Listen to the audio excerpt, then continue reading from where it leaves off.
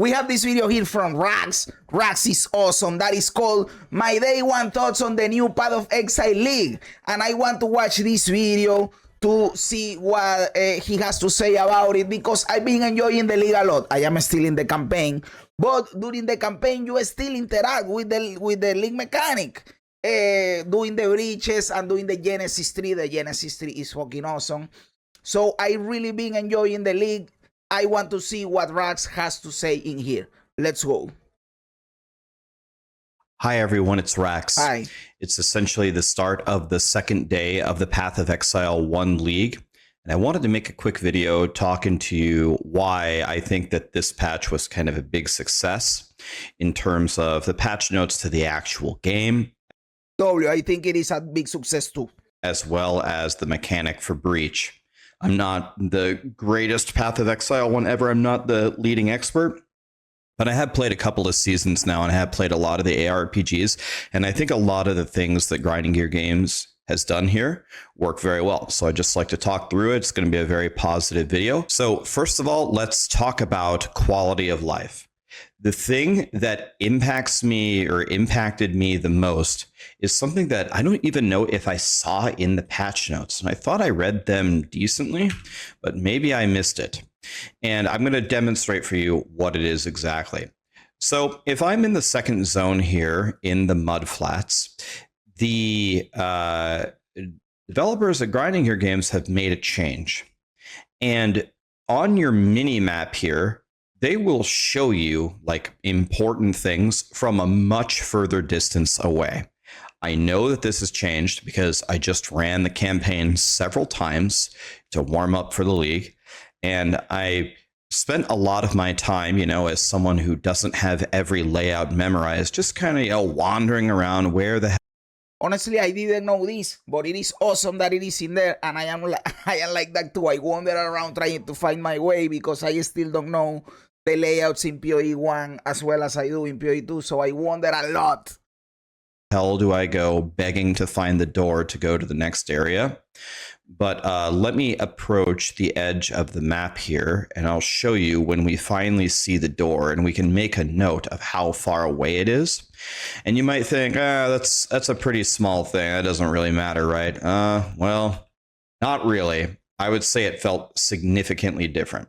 Okay, so I think... By the way, based Rightus Fire Enjoyer, by the way. I think it was about right here. It shows me where the door is, right? We see this door up here. And look how far away this door is. This is like multiple screens away. And I'm telling you for sure, it wasn't like that before. And people were commenting it in my chat as well. It's little things like that that makes such a big difference. I remember if you go back several videos ago about Path of Exile 2, one of the first times I played it, I made a huge document about things I would like changed. You had to literally sniff the door in order to actually... Big problem in Path of Exile 2, by the way. And some people say that it is because they want you to put value in the light radius affix. I don't know if that is the case, because I think the light radius affix is there just to be a bad affix that you don't want to get, right? Well, in PoE 1 you can scale it with a unique weapon that gives you damage with light radius, but that is a very specific scenario. But generally speaking, light radius is a dog shit affix that you don't want to get. So I don't think that is the reason. It might have been just a mistake regarding the natural light radius that you get, right? I am talking about specifically in Path of Exile 2. But it is true that in Path of Exile 2 you had to get, I don't know if they fixed this or they improved it a little bit. I think they did improve it a little bit, because there was a point that you had to get right in front of the thing to unlock it in the minimap, which was dog shit. And sometimes you go through a hallway and you skip like the little crevice over there, and since you didn't check it, the door was there. And then you go around until you go back there to check the door, and it is a pain in the ass, man.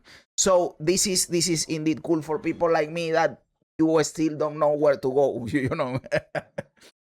Appear on your map, it was actually ridiculous, especially how big the zones were. And it looks like they actually gave that treatment to Path of Exile 1, where you're like literally multiple screens away and you can see it. I definitely noticed that. I I hope it was actually intended in the patch notes. I'm guessing it was. But if it wasn't, please leave that in the game. It actually made a lot of the zones where you're like, oh God, I don't know where it is. Let me hug every wall until I find it. Now you can kind of stay centralized and do a little loop-de-loop. A really good example would be the final zone in Act 3 before you go to, what's his name, Dominus. You can kind of just stay in the middle and you'll find where the exit is. God, that feels so much better than hugging every wall. The next thing that worked amazingly is the ID all. And I think the ID all. I am loving the ID all, by the way. And gambling for gold is also awesome, guys. I have to tell you. My dude, this dude right here, all that I did was I always identify and sell everything. And that way I've been accumulating some raw currency. This is not trading. This is all dog shit that I sell from the ground. And gambling for items. It is really cheap in terms of gold, and you get really good items. You come to the dude and you gamble in here, and you choose what you want. Really good during the campaign. Obviously, in the end game, you are going to trade for your items, but during the campaign, this shit is beautiful. All these items are for gambling. And then, the corruption will since you are playing PoE 1, you go to your crafting bench in your hideout, and you craft the other thing, and you get an awesome item, dude. It is OP as fuck, identifying everything, gambling for items and going to your crafting bench. Really fucking OP, man. And for gambling, you get good links too. Look, all of this is for links. I didn't craft on this for links. It was like this right from the gambling thing. Really fucking cool. And yes, all my homies hate like radius, dude. All, for me personally, makes a much bigger difference in the end game than it does in the campaign. I actually think it's bait at the beginning of the campaign, because usually you need transmutes at the beginning in order to use the crafting bench for a lot of the crafts, to put stuff on your gear. And if you ID everything, you don't get transmutes, you get alterations. But in the end game, okay, I do my map, I appear right here, I talk to Helena, boom, ID all, and then you can just sell it at the same vendor or whatever, or go to Faustus Australian for beer, and then you can just sell it all, right, or put it on the marketplace or whatever. Super awesome, underrated change. Another thing that I used constantly in the campaign, and I loved it, is the upgrade all button for the gems. I can't really show it to you, but you just press one button, boom, all your gems. True, I agree with this. Gems are upgraded. So if there's certain... By the way, if there is a gem that you don't want to upgrade and you are concerned that pressing the all button is going to upgrade the gem that you don't want to upgrade. For example, I am using Frost Blink, but I don't want to upgrade Frost Blink because of the intelligence requirement. When you have the little cross, the little plus on your screen, if you click the right click on top of it, it locks it. And now it locks it also from the all button. And you can click the upgrade all gems button, and it will upgrade everything but that one that you locked. So you don't have to worry about it, dude. Just lock it and the all button functions like you want it to work. Upgrading everything but that specific gem. Gems like maybe Frost Blink, or if there's Life Tap that you don't want to level, you right click it one time to leave them permanently at level 1. And then every time you level, just boom, boom, click, click, click, boom, boom, boom. Yeah. And then you're back to playing the game. Man, I'm telling you, maybe I'm just a sucker for stuff like this, but for me personally, it is awesome. These little things make my experience so much better. So, like, if you keep doing stuff. By the way, Blizzard guys, D4 guys, you follow Rax. When he makes an update for Path of Exile, watch it and learn about what you need to do in Diablo, by the way.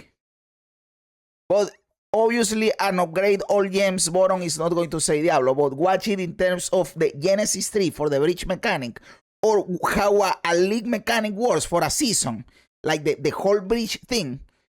Check that out.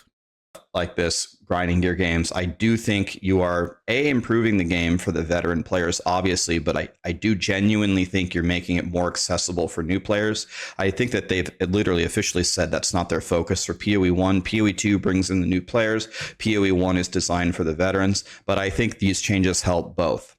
Another thing that comes to mind that seems like very, I don't know what the right word is, wrong for quality of life is Harbinger.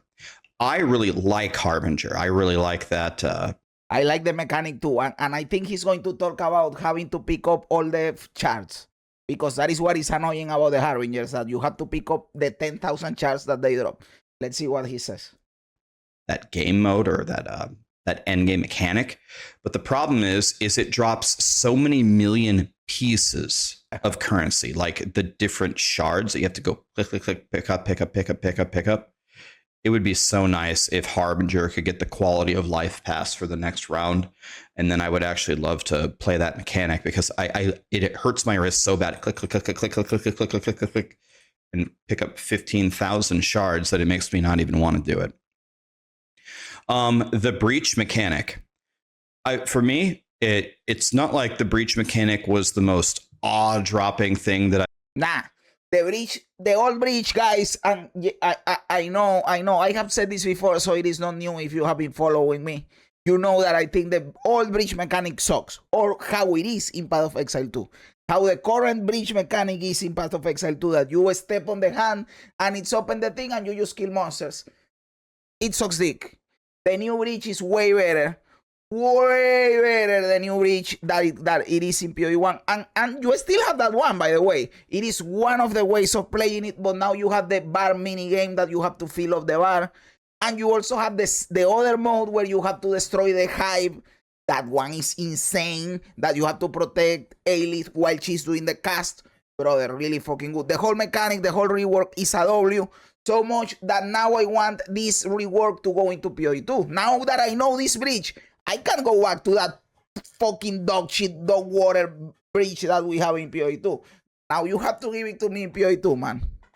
I've ever seen. It felt like breach, as they said it would be. There was no mechanics here that were, I don't know, revolutionary, but for me, just the tuning of it was, I think, a lot closer to correct than some of the other mechanics I've seen on the launch, and it seems to check a bunch of boxes. So, for example, for the people that play PoE 1 a lot, right, you usually don't interact with the mechanic in the campaign, because you just get through the campaign, you get to the end game, and then you can start doing the mechanic. It usually slows you down for not that much of a benefit. You don't really need extra XP. You don't need extra currency. You've probably done the campaign 100 times, right?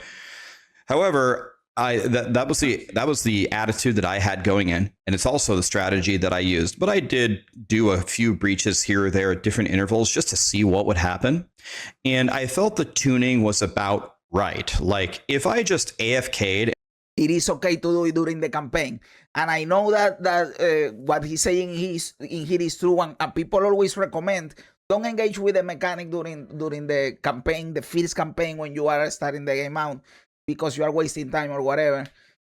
I think that with this mechanic, a balanced approach is okay. Like, it's okay to skip it sometimes, but it is also okay to do it sometimes. Why?